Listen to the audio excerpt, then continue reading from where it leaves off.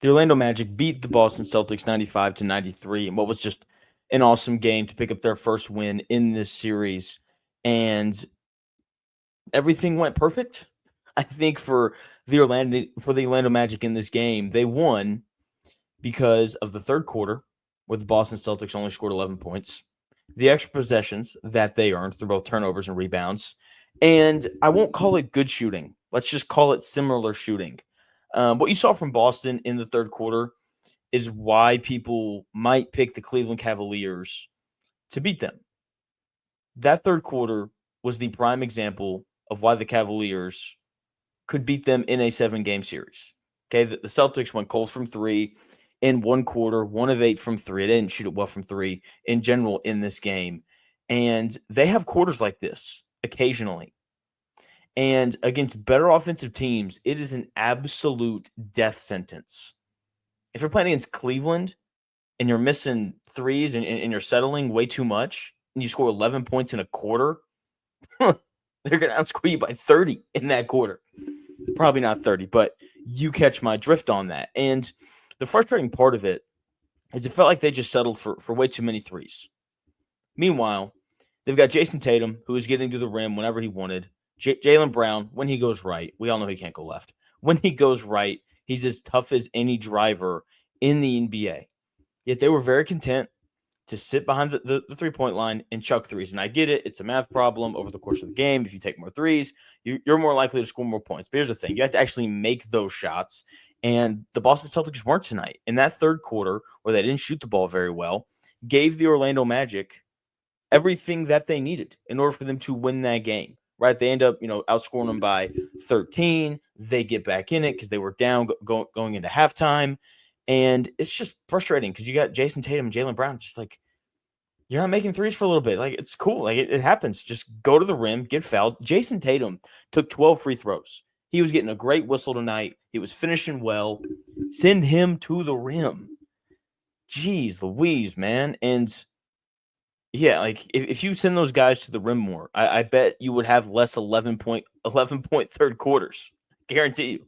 Okay. And that 1 of 8 shooting from three in that quarter allowed for the Orlando Magic to shoot similarly to the Boston Celtics. The Magic were 8 of 32 from three. The Celtics were 9 of 27. Obviously, the Magic shot it worse, but if the Celtics are only going to outscore the Magic by 3 on 3-point attempts, then the Magic are going to have great opportunities to win these games going forward because, as we know, the Magic aren't a good offensive team.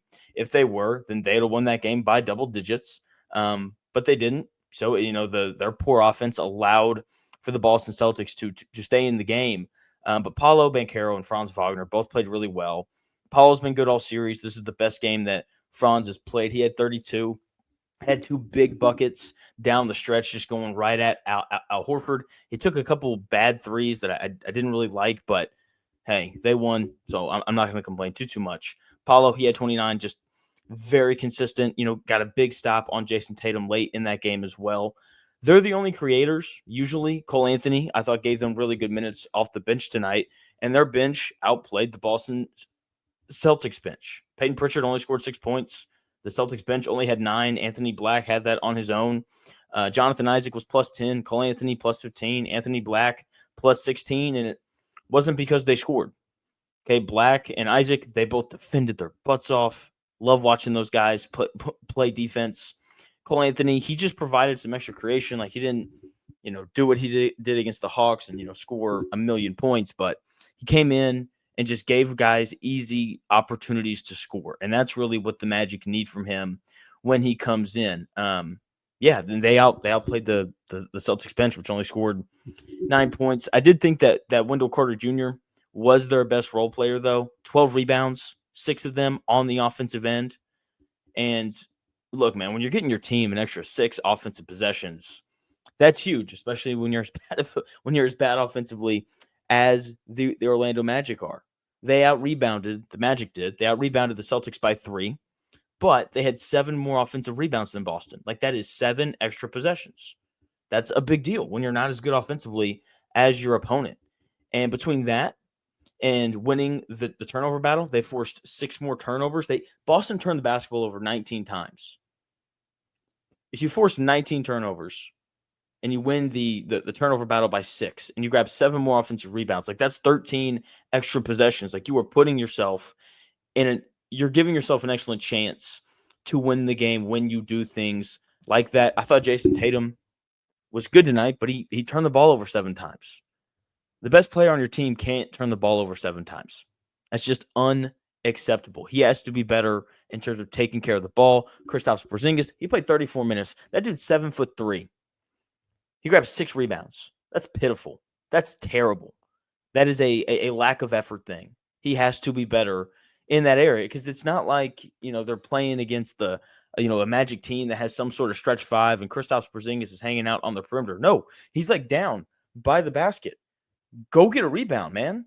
It's just I thought the effort wasn't really there from the role players. No Drew Holiday to really set that tone, even though Derek White was really good, as he always is. But just a disappointing performance from the Boston Celtics on the glass, and just a lack of mental focus. 19 turnovers is just terrible. But hey, credit to the Magic. I thought they did a really good job of disrupting the Celtics and their offense. Like, the Celtics only took 27 threes. That means you're doing a good job of running them off of that 3-point line, and not allowing them to get a whole bunch of threes up. Once again, Franz Wagner, really good. Paolo Banchero, he's one of them ones. He's going to be one of the 8 best players in the world sooner rather than later. That dude's awesome. 6'10", can dribble, pass, and shoot. So Magic, the future's bright. They're not winning the series. Glad they got a game, though. Still like the Celtics in 6. I think the Magic will give the Celtics some more fits in Game 3, but obviously we'll have to wait and see. Thanks for taking the time out of today to watch the video. I'll talk to you again soon after Bucks versus Pacers.